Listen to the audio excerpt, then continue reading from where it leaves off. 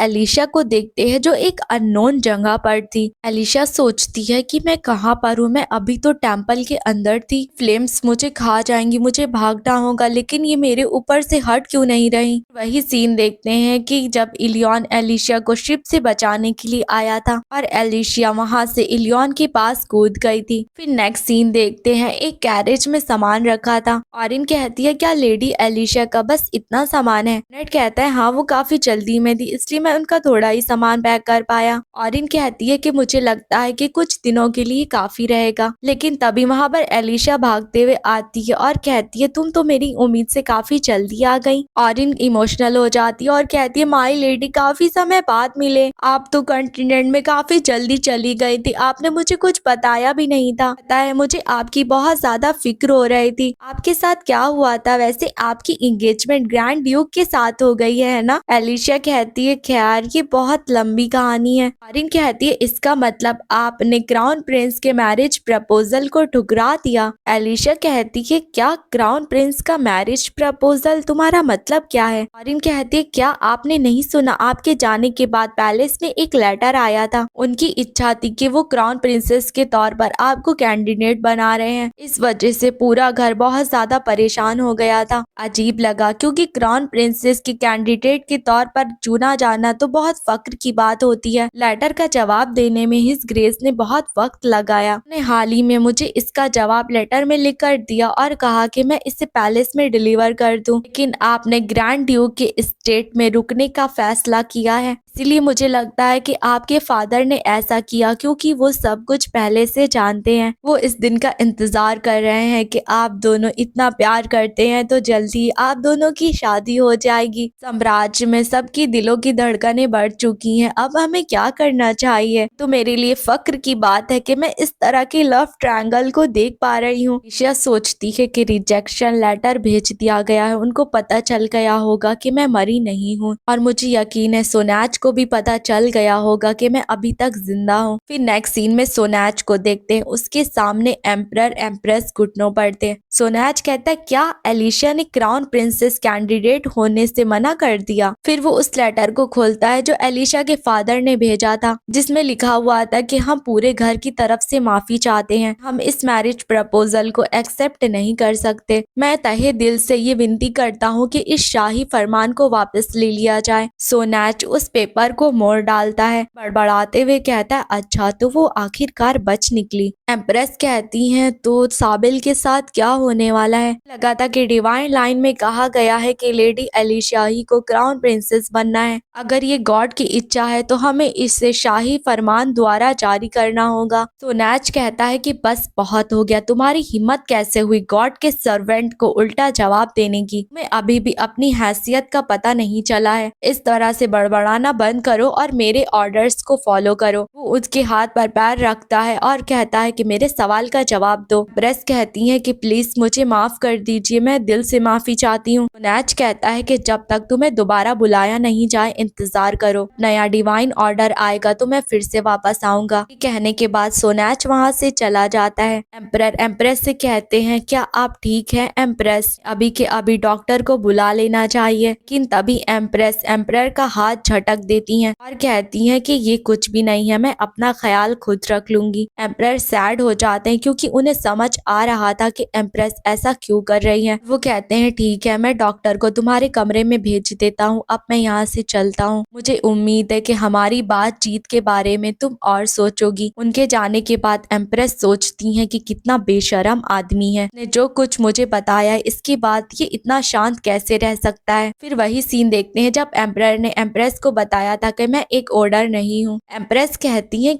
क्या आपका क्या मतलब है, इस तरह से मजाक मत करिए। एम्परर कहते हैं कि मैं समझ सकता हूँ तुम कैसा फील कर रही होगी, ये सब कुछ लेट एम्परर का कमांड था, जब मैं बहुत छोटा था तब इसकी शुरुआत हुई थी और अब मैं यहाँ पर हूँ। उनकी बात सुनने के बाद एम्प्रेस पागलों की तरह हंसने लगती हैं, कहती हैं इसका मतलब आप शुरुआत से मुझको धोखा दे रहे थे, आपको पता भी है मेरे अंदर कितना ज्यादा गिल्ट था बच्चे को पैदा करने के बाद, जो कि एक ऑर्डर नहीं था। आपको पता है मुझे कितना ज्यादा बुरा लगा था जब प्रिंसेस लेबे को एक ओडर बच्चा पैदा हुआ था। आपने ये सब कुछ देखा था, फिर भी आप इनोसेंट बने रहे। आपने कहा ये सब कुछ मेरी गलती नहीं है और मुझे कंफर्ट कर रहे थे। बेचारा साबिल, मेरा बेचारा बच्चा। मैं सच में बहुत बड़ी बेवकूफ थी और इतने साल जब आपने मुझसे ये सब बातें छुपाई थी तो अब मुझे ये क्यों बता रहे हैं? तो ये सब बातें अपनी कब्र में अपने साथ ले जानी चाहिए थी। एम्परर कहते एक ओडर के पास ऐसी बॉडी होती है जो कि किसी बीमारी के सामने नहीं झुकती, लेकिन अब मुझे रियलाइज हो गया है अब मैं ओडर का ये ढोंग नहीं कर सकता हूँ क्योंकि मेरी बॉडी धीरे धीरे बूढ़ी हो रही है। शायद देर हो गई है लेकिन मैं हर चीज को उसकी सही जगह पर रख सकता हूँ। एम्प्रेस कहती है क्या सही जगह पर रख सकते हैं, आपका मतलब क्या है? एम्परर कहते हैं कि मेरा प्लान है कि मैं प्रिंसेस लेबे को थ्रोन के ऊपर बिठा दूंगा। फिर प्रेजेंट टाइम में देखते हैं एम्प्रेस सोचती है क्या मजाक है, तुमने मेरी जिंदगी बर्बाद कर दी, मेरी नहीं मेरे बेटे की भी, और फिर तुम वो थ्रोन प्रिंसेस लेबे को दे रहे हो। करने के लिए मैं तुम्हें कभी भी माफ नहीं करूंगी। फिर नेक्स्ट सीन मैंशन का देखते एलिशा को देखते हैं जो कुछ हैरानी से देख रही थी। सोचती है रुको आखिर इलियन यहाँ पर क्या कर रहा है। देखते हैं कि इलियन वहीं पर बैठा सो रहा था। एलिशा सोचती है आखिर ये मेरे कमरे में कब आ गया। श्योर हूँ हम इस बात से एग्री हुए थे कि हम अलग अलग रूम में रहेंगे जब तक कि हमारी शादी नहीं हो जाती। वैसे ये इस वक्त काफी गुड लुकिंग लग रहा है, तरह से सो रहा है, इसे ठंड लग रही होगी, शायद मुझे इससे ब्लैंकेट उड़ा देना चाहिए। लेकिन तभी इलियन की आंख खुल जाती है और एलिशा कहती है तुम उठ गए, जब तुम मेरे कमरे में आए तो तुम्हें मुझे उठा देना चाहिए था। इलियन कहता है कि तुम बहुत सुकून से सो रही थी, मैं यहाँ पर बस तुम्हें देखने के लिए आया था लेकिन पता नहीं मुझे कब नींद आ गई। एलिशा सोचती है ये कितना ज्यादा क्यूट है और कहती है रुको तुमने अपनी टाई क्यों नहीं पहन रखी। लियोन कहता है कि मैं उम्मीद कर रहा था कि तुम मुझे पहना दोगी एलिशिया, मैंने सर्वेंट से कहा कि मैं खुद कर लूंगा और मैं टाई लेकर यहाँ पर आ गया। एलिशा कहती अच्छा लेकिन तुमने फिर खुद क्यों नहीं पहनी। लियोन कहता है मैं बहाना बना रहा था ताकि तुम उठो तो सबसे पहले मुझे देखो। एलिशा का फेस रेड हो जाता है और वो सोचती है ये इतनी एम्बैरेसिंग चीज कहकर इतना ज्यादा नॉर्मल कैसे है। एलिशा ने उसको टाई पहना दी थी और कहती है बताओ कैसी लग रही है, क्या हुआ, क्या तुम्हें ये पसंद नहीं आई। इलियन कहता है नहीं ये मुझे बहुत अच्छी लगी, बस मेरे लिए शर्म की बात है कि तुम मेरा इस तरह से ख्याल रख रही थी और मैं ये बात देख नहीं पाया था। एलिशा कहती है मुझे लगता है यही बेहतर था कि उस वक्त तुम मुझे देख नहीं पाए क्योंकि सर्वेंट के तौर पर वो मेरा पहली बार था, इसलिए मैं बहुत ग्लमसी हो रही थी। लियोन कहता है लेकिन मैं तुम्हें शर्माते हुए भी नहीं देख पाया, ये तो शर्म की बात है। एलिशा कहती है ऑल राइट मुझे रेडी होना है, अब तुम बाहर जाकर इंतजार करो। लियोन कहता है रुको लेकिन हम कुछ भूल रहे हैं। वो उसके हाथ पर किस करता है और कहता है गुड मॉर्निंग। एलिशा कहती है लेकिन ये तुम गलत कर रहे हो, अगर तुम मुझे किस करने वाले हो तो तुम्हें मेरे लिप्स पर करना चाहिए। नेक्स्ट सीन देखते हैं एलिशा सोचती है ग्रैंड ड्यूक हाउस में आए हुए मुझे कुछ दिन हो चुके हैं, कुछ दिन इतने शांति से गुजरे जैसा कि पहले कुछ हुआ ही नहीं था। वो दोनों जा रहे थे तभी बर्नट उन्हें आवाज लगाता है, कहता है मैं जानता था तुम योर हाइनेस के साथ होगी, मैं तुम्ही को ढूंढ रहा था, तुम्हें आज से अपने लेसन को स्टार्ट करना है, समझ में आया। इसलिए एलिशा इलियन को बाय कहकर वहाँ से जाने लगती है। फिर अगले सीन में वो सोचती है ये सच है कि मैं सर्वेंट के तौर पर यहाँ काम करती थी लेकिन यहाँ की लेडी बनने के बाद तो मेरे काम पूरी तरह से चेंज हो गए हैं। ये सच है कि मुझे पढ़ाई करना है लेकिन क्या मुझे ये सब कुछ आज ही करना पड़ेगा। बर्नट कहता है ऑफ कोर्स, क्योंकि तुम एक बार अपनी याददाश्त खो चुकी हो, इसलिए मुझे तुम्हें एक एक करके सब सिखाना होगा, तुम्हें ऑर्डर की हिस्ट्री के बारे में जानना होगा, इस घर के करंट सिचुएशन के बारे में जानना होगा और पॉलिटिकल सिचुएशन के बारे में भी। तुम भूल गई क्या तुम इस हाउस होल्ड की ड्यूकनेस बनने वाली हो। एलिशा कहती है प्लीज शांत हो जाओ, थोड़ा धीमे धीमे बताओ। बर्नट कहता है ठीक है तो फिर हाउस क्लीवेंटे की जानकारी से शुरू करते हैं, तुम्हें ऑर्डर्स के बारे में बताऊंगा, ग्रैंड ड्यूक इलियन और प्रिंसेस लेबे के बारे में। तुम्हें ये बात पता होगी कि हिज हाइनेस पहले इंसान है जो कि एक ऑर्डर के तौर पर पैदा हुए हैं और यही बात प्रिंसेस लेबे पर भी लागू होती है। लेजेंड्स के हिसाब से एक जनरेशन में सिर्फ एक ही ऑर्डर पैदा होता है, लेकिन थ्रोन की बात करी जाए तो इस जनरेशन में 2 ऑर्डर्स पैदा हुए थे। ये बात तो सबके लिए साफ होती है कि अगला उत्तराधिकारी साबिल और इलियन में से कौन होगा। लेकिन पहले की बात अलग थी, पहले की लड़ाई थोड़ी गंभीर थी कि उस वक्त 2 ऑर्डर्स पैदा हुए थे, ज्यादातर नाइट्स और मिलिट्री थी, वो प्रिंसेस लेबे को सपोर्ट करती करती थी कि हर हाइनेस ने सबको अपनी तरफ आकर्षित कर लिया था, लेकिन फिर गॉड की इच्छा बताई गई और करंट एम्परर को थ्रोन पर बिठा दिया गया था। लोग कहते हैं कि एम्परर अपने कोरोनेशन डे पर बहुत दुखी थे, प्रिंसेस लेबे की परवाह करते थे और उनका दिल काफी साफ था। इसके बाद प्रिंसेस लेबे ने पॉलिटिक्स से अपना कदम वापस हटा लिया, लेकिन तभी वो देखता है कि एलिशिया तो उसकी बातें सुनकर सो गई थी। वो कहता है, लेडी एलिशिया, आप चाहे तो मैं आपके लिए बिस्तर लगवा सकता हूँ। एलिशिया कहती है, वो माफ करना, अचानक से मुझे नींद आ गई। बर्नट कहता है, जल्दी जाओ और जाकर पानी पी कर आओ। फिर नेक्स्ट सीन हम सीधा हाडुनशा का देखते हैं। पुनैच को देखते हैं जो उसी बुक के पास आया था और कहता है, एलिशिया यूतर जिंदा है, मुझे कुछ ना कुछ करना होगा, मुझे कुछ कर कर उससे मारना पड़ेगा। पेन की भी पावर जल्दी ही खत्म होने वाली है, ज्यादा बची नहीं है, मैं ज्यादा चेंजेस नहीं कर सकता हूँ, इसलिए वही करूंगा जो मैं कर सकता हूँ। मुझे एलिशिया और इलियन को अलग करना होगा। लिखने के बाद वो वहाँ से चला जाता है। दो प्रीस्ट जो कि दरवाजे के पीछे छुपकर देख रहे थे, वो कहते हैं, लगता है सोनैच यहाँ से चला गया, चलो हम देख कर आते हैं। वो लोग भी उस बुक के पास आ जाते हैं और एक प्रीस्ट बुक के अंदर देखता हुआ कहता है, इसका मतलब मैडम मरील ने जो कहा था वो सब कुछ एकदम सच है, ये बुक की प्रोफेसी फिर से लिखी जा सकती है। नेक्स्ट सीन में हाडुनशा के दो बच्चों को देखते हैं जो दौड़ रहे थे। एक बच्ची दौड़ते हुए किसी से टकरा जाती है। वो गिरने के बाद उससे कहती है, मुझे माफ कर दीजिएगा, मैं बहुत जल्दी में दौड़ रही थी। पर्सन कहती है, कोई बात नहीं, तुम बताओ क्या तुम ठीक हो? बच्ची कहती है, इसका मतलब ये बात सच है, आप वापस आ गई लेडी एलिशिया। एलिशिया कहती है, ऐसा लगता है ये खबर पूरे हाडुनशा में पहले ही फैल चुकी है। बच्ची कहती है कि सब लोग आपके वापस आने के बारे में ही बात कर रहे थे, मैं तो बिल्कुल भी इंतजार नहीं कर पा रही थी कि आखिर मैं आपसे कब मिल पाऊंगी। आयरिस एलिशिया को ले जाते हुए कहती है, ऑल राइट, अभी हम बहुत बिजी हैं, अभी हमें यहाँ से जाना होगा। एलिशिया कहती, इसका मतलब सबको पहले ही पता चल चुका कि मैं यहाँ पर आ चुकी हूँ। आयरिस कहती है कि बिल्कुल, इससे बहुत ज्यादा हंगामा हुआ और बुक ऑफ प्रोफेसी फिर से चेंज हो चुकी है। इसके अंदर ये लिखा हुआ है कि दोबारा से आप प्रीस्ट बन जाएंगी। बुक की प्रोफेसी बार बार चेंज हो रही है, तो सब लोग ये कह रहे हैं कि अब दुनिया का अंत आ चुका है और सब लोग इस बात को लेकर हाई प्रीस्ट से सलाह मांग रहे हैं। और एलेक्जेंड्रो यही कहते हैं कि ये सब गॉड की मर्जी है, जो गॉड चाहेंगे हमें वही करना पड़ेगा।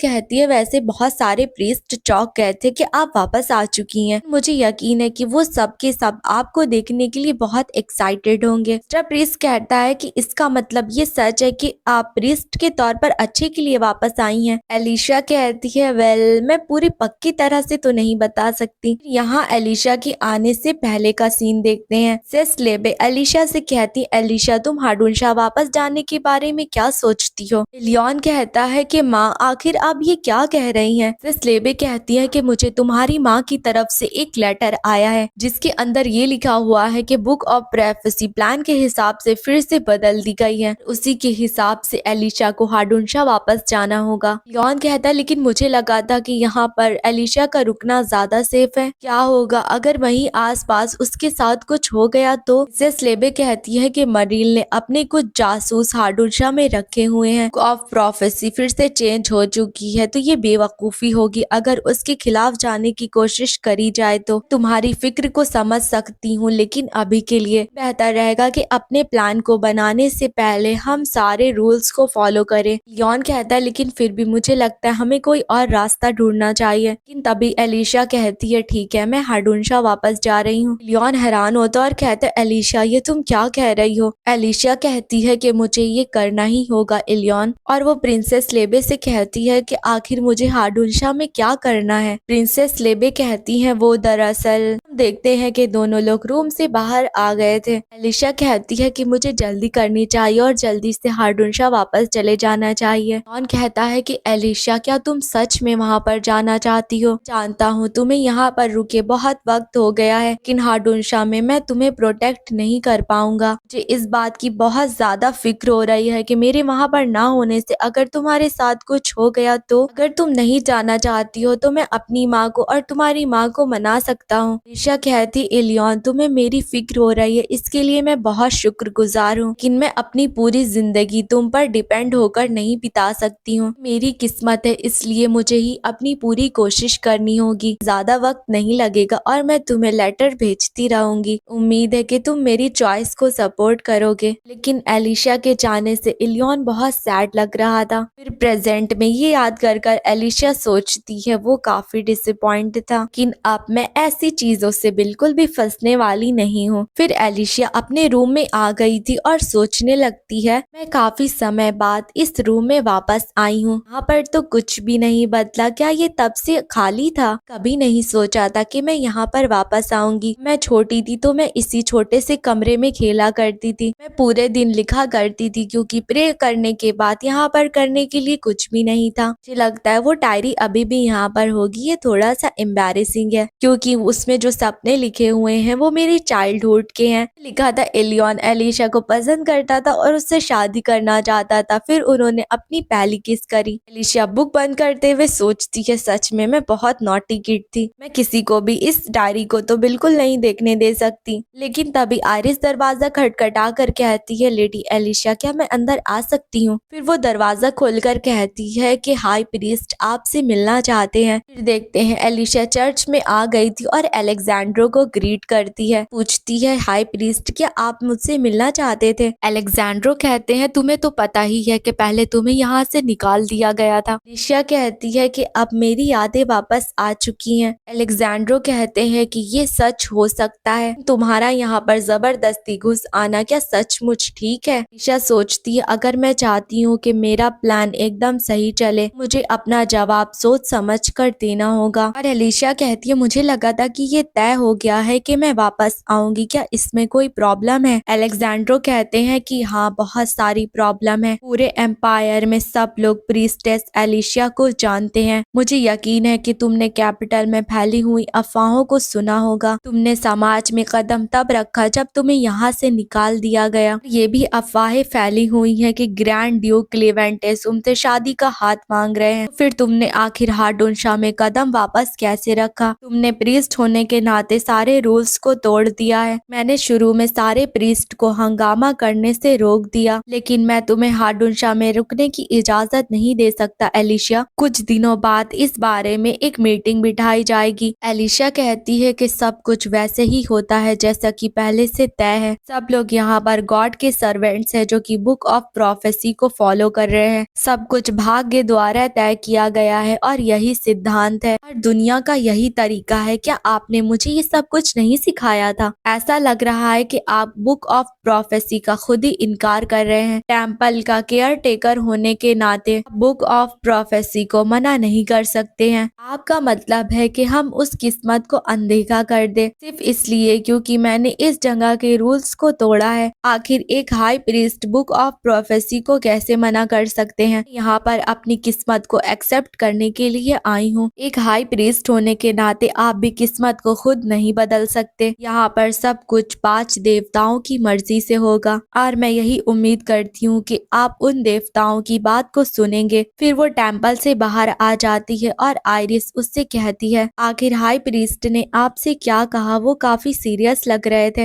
एलिशा कहती है फिलहाल तो मैं आखिरकार इन सब से बच गई। आयरिस कहती है मैं जानती थी मुझे वहाँ पर आपके साथ होना चाहिए था। एलिशा कहती है कोई बात नहीं, ऐसा तो किसी भी पल हो सकता है, इसलिए मुझे ऐसी चीजों का ख्याल खुद रखना होगा। और मुझे नहीं लगता कि हाई प्रीस्ट मेरे हार्डोनशा वापस आने से खुश हैं। वो इस बात से इनकार कर रहे हैं ये जान कर के ये सब कुछ डिसाइडेड है। मुझे यहाँ पर सेफ रहना होगा जब तक कि हम लोगों का प्लान पूरा नहीं हो जाता, इसलिए मुझे उनसे इजाजत लेनी होगी, लेकिन मुझे पता नहीं कि ये काम करेगा या नहीं। आयरिस कहती है माय लेडी कुछ सालों में तो आप और ज्यादा इंटेलिजेंट हो गई हैं। जब मैं आपसे पहली बार मिली थी तो आप बस एक छोटी सी बच्ची थी। एलिशा कहती है ये बहुत बहुत साल पहले की बात है। आयरिस कहती है अरे हाँ आपके लिए एक लेटर आया है। एक लेटर था जो आपके रूम के सामने रखा हुआ था। देखते हैं उस लेटर में लिखा था हार्डोनशा के सेंट्रल टेरेस के ऊपर 10 बजे रात को मिलो। आयरिस कहती है इसके ऊपर तो हाउस क्लीवेंटे की मोहर लगी हुई है। आपको लगता है यहाँ पर सर इलियॉन घुसने की कोशिश कर रहे हैं? वैसे मुझे नहीं लगता कि एक ऑर्डर के लिए ये करना मुश्किल होगा। एलिशा सोचती है क्या इलियॉन मुझसे मिलने के लिए आया है? फिर वो लोग टेरेस वाले दरवाजे के बाहर पहुंचते हैं। वहाँ पर एक हुडी वाला पर्सन उनका वेलकम करता है। एलिशा एलिशा सोचती है क्या सच में इलियन यहाँ पर मुझसे मिलने के लिए आया है, और वो आयरिस से कहती है कि मैं जल्द वापस आती हूँ। आयरिस कहती है ठीक है, मैं यहाँ पर आपका इंतजार करती हूँ। लेकिन तभी आयरिस उस पर्सन का चेहरा देखने के बाद हैरान होती है और सोचती है रुको, ये तो क्राउन प्रिंस का गार्ड है। वो गार्ड कहता है कि अपने मुंह से एक शब्द भी ना निकालना। आयरिस सोचती है इसका मतलब जो इंसान अंदर है वो क्राउन प्रिंस है। फिर वो जोर जोर से दरवाजा पीटने लगती है। एलिशा कहती है आयरिस क्या बाहर कुछ हुआ है? लेकिन तभी उससे कोई कहता है जब तक तुम मेरे साथ कोऑपरेट करोगी उसके साथ कुछ भी नहीं होगा। एलिशा हैरान होकर सोचती है ये आवाज तो